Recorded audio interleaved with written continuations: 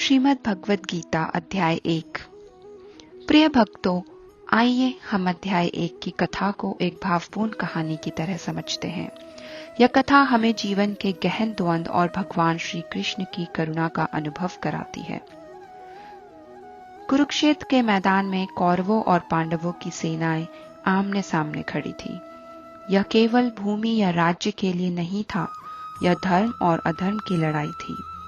धृतराष्ट्र, जो हस्तिनापुर के अंधे राजा थे, संजय से पूछते हैं, इस धर्म क्षेत्र में मेरे पुत्र और पांडव क्या कर रहे हैं? संजय दिव्य दृष्टि के माध्यम से युद्ध के आरंभ का दृश्य सुनाते हैं। दोनों ओर योद्धाओं ने अपनी अपनी सेनाओं को सुसज्जित किया। दुर्योधन ने अपनी सेना की ताकत देखकर द्रोणाचार्य को उसकी महिमा बताई, लेकिन वह भीतर से चिंतित भी था, क्योंकि पांडवों की सेना में श्री कृष्ण जैसे महान योद्धा और अर्जुन जैसे धनुर्धारी थे। जैसे ही भीष्म पितामह ने अपनी सेना के विजय की कामना करते हुए शंखनाद किया, शंखों की ध्वनि से पूरा कुरुक्षेत्र गूंज उठा। इसके जवाब में श्री कृष्ण और अर्जुन ने भी अपने दिव्य शंख बजाए। यह शंखनाद धर्म के मार्ग पर विजय का संकेत था। युद्ध के आरंभ से पहले अर्जुन ने श्री कृष्ण से कहा, हे केशव, मेरे रथ को दोनों सेनाओं के बीच ले चलो। मैं देखना चाहता हूं कि मुझे किनके साथ युद्ध करना है।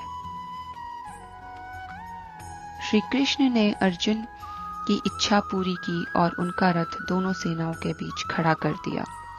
अर्जुन ने चारों ओर देखा और अपने बंधु बांधवों, गुरुजनों और प्रियजनों को युद्ध के लिए तैयार पाया।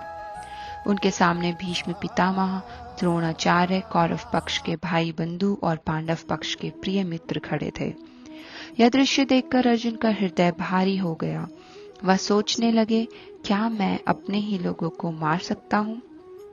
क्या इस युद्ध में विजय मुझे सुख देगी?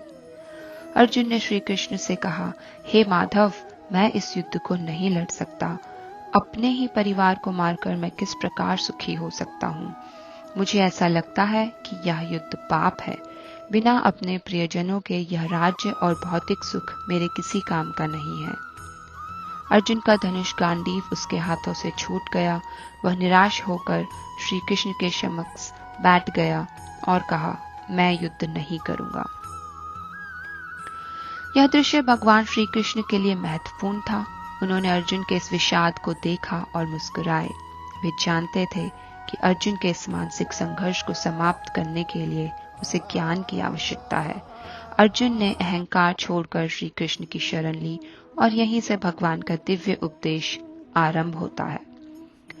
यह अध्याय हमें सिखाता है कि जीवन में कभी कभी हम अपने कर्तव्य और भावनाओं के बीच फंस जाते हैं। अर्जुन का यह विषाद हर मनुष्य के जीवन का प्रतिबिंब है।